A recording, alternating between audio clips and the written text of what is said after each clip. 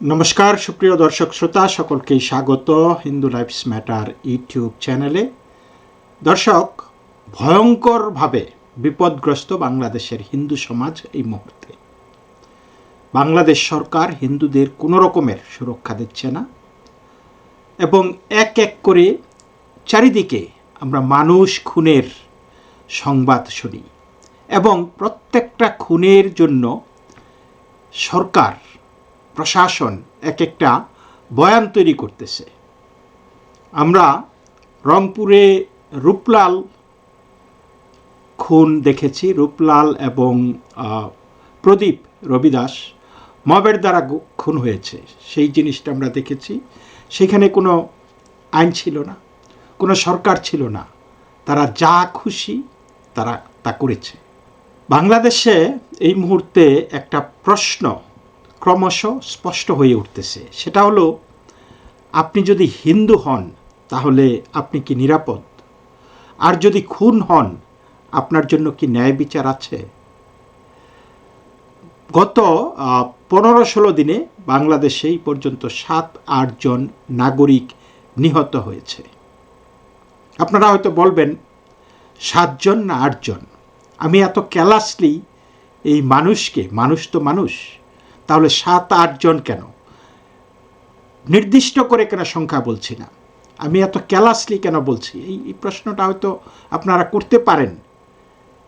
Yes, আপনারা করতে পারেন, কিন্তু আমি এই কারণে বলছি যে আমি নিশ্চিত না এই ভিডিও করতে করতে আবার কে মারা যায়, হু নোস। বাট গত 17-18 দিনে 7 জন হিন্দু নাগরিক খুনের শিকার হয়েছে এবং এইটা কোনো বিচ্ছিন্ন ঘটনা না, এটা একটা ধারাবাহিক বাস্তবতা। আপনি যদি এই মুহূর্তে বাংলাদেশে হিন্দু হন তাহলে আপনি মোটেও নিরাপদ নয়। এখানে খুন হয়, তারপর তৈরি হয় বয়ান, তারা নানানভাবে জাস্টিফাই করার চেষ্টা করে কেন আপনাকে খুন করা হয়েছে। কখনো অস্বীকার করা হয়, কখনো যুক্তি দেওয়া হয়, কখনো নীরবতা দেখানো হয়, পালন করা হয়, কখনো বলা হয় এটা অতিরঞ্জিত হয়েছে, কখনো জাস্ট স্রেফ বলে দেওয়া হয় যে না, এই ধরনের কোনো ঘটনা ঘটেনি, এগুলি মিথ্যা, বোগাস, গুজব।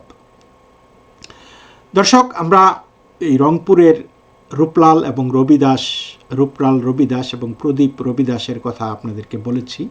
মবের হাতে হত্যা হয়েছে, সেখানে আইন ছিল না, বিচার ছিল না, ছিল উত্তেজিত জনতা আর রাষ্ট্রের অনুপস্থিতি। সেখানে পুলিশ এসেও, অনুপস্থিতি সেটা বলবো না, রাষ্ট্র সেখানে ছিল। পুলিশ এই রূপলাল এবং প্রদীপ রবিদাসকে বাঁচানোর চেষ্টা করে নাই। পুলিশের কাছ থেকে মব তাদেরকে ছিনিয়ে নিয়ে হত্যা করেছে। প্রশ্ন উঠছে, কে এই জনতাকে বিচারকের ক্ষমতা দিল? পুলিশ কেন প্রতিরোধ করে না এবং এই সমস্ত হত্যার দায় কে নেবে? আন্তর্জাতিক এবং দেশীয় গণমাধ্যমে প্রতিনিয়ত এই মুহূর্তে এই ইউনূসের শান্তিতে নোবেল পাওয়া অশান্তির জনক, অশান্তির গডফাদার ইউনূসের বাংলাদেশের খবর কিন্তু আন্তর্জাতিক গণমাধ্যমে এখন প্রতিদিন ছাপছে। হিন্দু সম্প্রদায়ের মধ্যে ভয় ছড়িয়ে পড়েছে। এই ভয় কেবল ব্যক্তিগত নয়, এটি সামাজিক, এটি একটি সামষ্টিক ভয়। আপনি হিন্দু হলে আপনি সবাই ভীত, সন্ত্রস্ত। নরসিংদী জেলার পলাশ উপজেলার চরসিন্দুর বাজার, এখানে নিহত হন শরৎ চক্রবর্তী ওরফে মণি চক্রবর্তী, একজন সাধারণ মুদি দোকান, একজন স্বামী, একজন সন্তান, একজন বাবা। পরিচয় আছে। শুধু যে এই মানুষগুলি, খুনের শিকার হওয়া মানুষগুলি শুধুই যে এক একটা পরিসংখ্যান, এক একটা স্ট্যাটিস্টিক, এক একটা সংখ্যা, সেটা না। এদের পিছনে আছে এক একটি পরিবার, পিছনে আছে ছেলে মেয়ে, স্ত্রী, স্বামী বা পিতামাতা, আছে একটা সমাজ। এই মণি চক্রবর্তী রাতের দিকে দোকান বন্ধ করে বাড়ি ফেরার পথে ধারালো অস্ত্রের আঘাতে গুরুতর আহত হন এবং হাসপাতালে নেওয়া হলে অতিরিক্ত রক্তক্ষরণে তার মৃত্যু হয়। একই জেলার নরসিংদীর শিবপুর উপজেলায় একই সময়ে গুলিতে নিহত হন প্রান্তোষ সরকার। স্থানীয়রা বলছে যে এই প্রান্তোষ সরকার, তার সাথে কারো শত্রুতা ছিল না, তিনি শান্ত স্বভাবের মানুষ ছিলেন, কোনো বিরোধে জড়াতেন না, এবং এই অঞ্চলের ব্যবসায়ীরা এখন বলছেন যে আমরা নিরাপদ নই। তারপরে যশোরের মনিরামপুর উপজেলার কপালিয়া বাজার, খুন হন রানা প্রতাপ বৈরাগী, বয়স 55। তিনি ছিলেন দৈনিক বিডি খবরের ভারপ্রাপ্ত সম্পাদক এবং একজন বরফকল ব্যবসায়ী। তাকে ডেকে নিয়ে প্রকাশ্যে গুলি করে হত্যা করা হয়। পুলিশ বলেছে যে মামলা প্রক্রিয়াধীন, কিন্তু এরপরই আলোচনায় আসে নিহতের বিরুদ্ধে পুরনো মামলার তালিকা। তার বিরুদ্ধে নাকি মামলা চাঁদাবাজ এবং দর্শনের, খুন, চাঁদাবাজি এবং দর্শনের মামলা হয়েছে। ভাবতে পারেন কি বয়ান তৈরি হচ্ছে, যে লোকটি খুন হয়েছে, এখন পুলিশের তরফে জানানো হচ্ছে যে তার বিরুদ্ধে ধর্ষণ এবং চাঁদাবাজির নাকি মাদকের মামলা আছে। তো কারো বিরুদ্ধে মামলা থাকলে তাকে কি গুলি করে মারা বৈধ? তাহলে আদালতের ভূমিকাটা কি? এটা কি আমরা এই প্রশ্নগুলি করতে পারি না? তারপরে আমরা দেখেছি কিছুদিন আগে রাজবাড়িতে নিহত হয়েছিল, মানে খুনের শিকার হয়েছে অমৃত মণ্ডল, এবং তারপর পরই আমরা দেখছি সরকারি বয়ান যে সে নাকি চাঁদাবাজ ছিল, এবং তাকে এবং আরও একজনকে ধরে, মানে তার সহযোগী চাঁদাবাজ মুসলমান যিনি, তাকে ধরে তারপরে স্থানীয়রা উত্তম মধ্যম দেওয়ার পরে অমৃত মণ্ডল মারা গেছে। আচ্ছা, চাঁদাবাজ তো যদি অমৃত মণ্ডল হয়েই থাকে, তাহলে তার যেই সহযোগী ছিল সেও তো চাঁদাবাজ ছিল, কিন্তু সেই সহযোগী বেঁচে গেল, অমৃত মণ্ডল মরে গেল, বিষয়টা কেন? অমৃত মণ্ডল হিন্দু বলে? তো এই যে এই মবকে, এই বিচারকের দায়িত্বটা কে দিল? তারপরে বহুল প্রচারিত যেটা চারিদিকে যেই বিষয়টা নিয়ে বেশ শোরগোল পড়ে গিয়েছিল কয়েকদিন আগে, সেটা হলো ময়মনসিংহের ভালুকায় নিহত দীপুচন্দ্র দাস, গার্মেন্টস শ্রমিক, এবং তাকে পিটিয়ে গাছে ঝুলিয়ে এবং পুড়িয়ে হত্যা করা হয়েছে।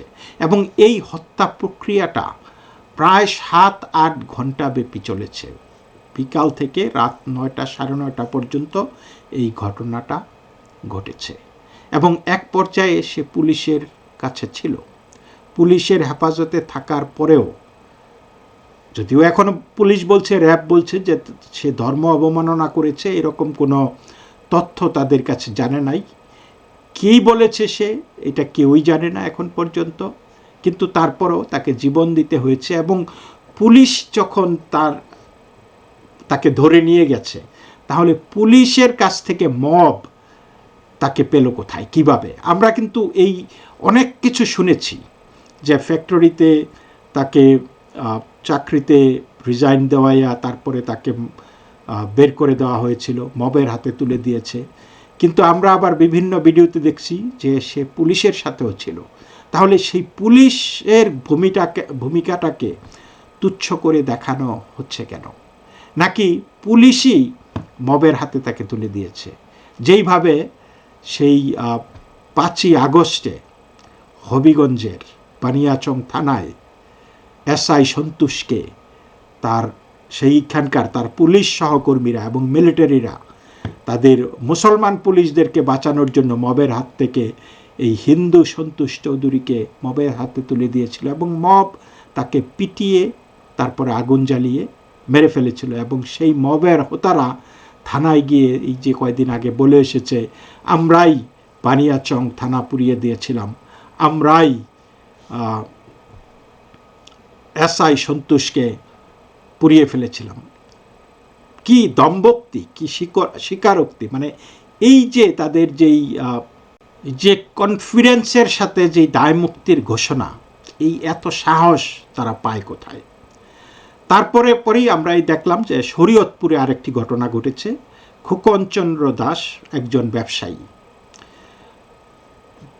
দোকান বন্ধ করে বাড়ি আসার পথে তাকে পিটিয়ে কুপিয়ে এবং পরে আগুনে পুড়িয়ে হত্যা করা হয়। সে পুকুরে ঝাঁপ দিয়েছিল কিন্তু বাঁচতে পারেনি। তার পরিবার এখন ভয় এবং গভীর অনিশ্চয়তার মধ্যে দিন কাটাচ্ছে। এবং এই খোকনচন্দ্র দাস তার হত্যাকারীদেরকে চিনতে পেরেছিল এবং হাসপাতালে তিনি তাদের নাম বলে গেছেন। তার বাবা মামলা দায়ের করেছে, খুনের মামলা, কিন্তু পরিবার গভীর ভয় এবং আতঙ্কের মধ্যে দিন কাটাচ্ছে। দর্শক, খেয়াল করুন, খুন এক এক জায়গায় হয়েছে আলাদা, কিন্তু প্রক্রিয়াটা একই,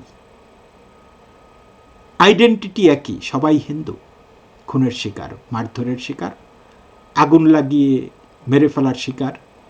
তো বিষয়টা কি? অনেকে আবার বলে যে ওরা মারা গেলে তো আগুনে পুড়েই ফেলবে, সুতরাং আগে থেকেই আগুন দিয়ে দিচ্ছে, এটা তো ভালো করে কাজ করছে। আরও এই ধরনের ঠাট্টা মস্করাও এই খুনের সাথে হয়। তারপরে এই হবিগঞ্জের ভিডিওটা আপনারা দেখেছেন, জুলাইয়ের সহিংসতার সঙ্গে যুক্ত এই মাহাদি হাসান প্রকাশ্যে বলে, আমরাই থানা জ্বালিয়ে দিয়েছিলাম, আমরাই এসআই সন্তোষ চৌধুরীকে জ্বালিয়ে দিয়েছিলাম। চিন্তা করতে পারেন, এটা কোনো হুমকি না, এটা দায় মুক্তির একটা আত্মবিশ্বাস। এখন প্রশ্ন হলো, যারা প্রকাশ্যে এমন কথা বলে তারা এত নিশ্চিন্ত কেন? জাতিসংঘের পর্যবেক্ষণ, মানবাধিকার সংগঠন এবং আন্তর্জাতিক সংবাদ মাধ্যম রিপোর্ট করতেছে বাংলাদেশে মব ভায়োলেন্স এবং ধর্মীয় উগ্রতা বাড়ছে। মন্দির ভাঙচুর, ঘরবাড়ি পুড়িয়ে দেওয়া, সংখ্যালঘুদের লক্ষ্য করে আক্রমণ, এই বাস্তবতা অস্বীকার করার কোনো সুযোগ নাই। কিন্তু এই মেটিকুলাস ডিজাইনের সরকার, শান্তিতে নোবেল পাওয়া শান্তির প্রতিভু মোহাম্মদ ইউনূস এবং তার সরকার সাঙ্গপাঙ্গরা অস্বীকার করছে। তারা আপনাকে চ্যালেঞ্জ ছুড়ে বলে যে দেখান তো বাংলাদেশের কোন জায়গায় একজন হিন্দুর জমি জমা কেড়ে নেওয়া হয়েছে, বা একজন হিন্দুকে হত্যা করা হয়েছে, বা হিন্দুকে মেরে ফেলা হয়েছে, বাড়িঘর দখল করা হয়েছে। তারা চ্যালেঞ্জ করে আপনাকে বলে দেখানোর জন্য। মানে এই দুঃখ আমরা কোথায় রাখি চিন্তা করতে পারেন? কিন্তু মন্দির তো ভাঙছে, ঘরবাড়ি তো পুড়ছে, সংখ্যালঘুদের উপর আক্রমণ তো হচ্ছে, এগুলি তো অস্বীকার করা যায় না। আপনি অস্বীকার করলেই, মানে অন্ধ হলেই তো প্রলয় বন্ধ হয় না, তাই না? এবং এগুলি কোনো বিচ্ছিন্ন ঘটনা না, এগুলি প্রত্যেকটাই একটার সাথে আরেকটা যোগসূত্র আছে, মানে সঙ্গবদ্ধ এগুলি ঘটনা। এবং এটা হচ্ছে সিস্টেমেটিক ফেইলিউর, বাংলাদেশের রাষ্ট্রীয় ব্যর্থতা, বাংলাদেশের আইনের ব্যর্থতা, বাংলাদেশের সংখ্যাগরিষ্ঠ মানুষের ব্যর্থতা। এবং আজকের এই ভিডিওটা আমি কোনো বিদ্বেষ ছড়ানোর জন্য করতেছি না, এটা একটা প্রশ্ন তোলার প্রয়াস। যারা নাকি এখনও অস্বীকার করেন এই জলজ্জান্ত সত্যকে, এই নির্মম সত্যকে, তাদেরকে শুধু একটা প্রশ্ন করতে চাই যে আর কত খুন হলে রাষ্ট্র জাগবে? আর কত হিন্দু খুন হলে আপনারা বলবেন যে হিন্দুরা নির্যাতিত? আর কত বয়ান তৈরি হলে সত্য চাপা পড়বে? ভাবতে পারেন, সংবিধান বলে সে সব নাগরিক সমান, বাস্তবতা বলছে যে সবাই সমান সুরক্ষা পায় না। নীরবতা মানে নিরপেক্ষতা নয়। আমরা যারা নীরব আছেন, মেজরিটি মাইনরিটি যেই আছেন, আপনারা যারা নীরব, তাদেরকে আমরা নিরপেক্ষ বলবো না, বরং আমরা বলবো যে আপনারা সেই খুনিদের সহযোগী। কারণ আপনাদের নীরবতাই রাষ্ট্রের এই ব্যর্থতাকে আরও বেশি পরিমাণে উস্কে দিচ্ছে, এই মব ভায়োলেন্স আরও বেশি পরিমাণে উস্কে দিচ্ছে, এই সাম্প্রদায়িক হামলা, সাম্প্রদায়িক আক্রমণকে আরও বেশি পরিমাণে উৎসাহিত করতেছে। সুতরাং আমি বলবো যে আপনাদের নীরবতাই আজ এই এত বড় অন্যায়ের অংশ। তো দর্শক, এই পর্যন্তই। সকলেই ভালো থাকবেন। নমস্কার।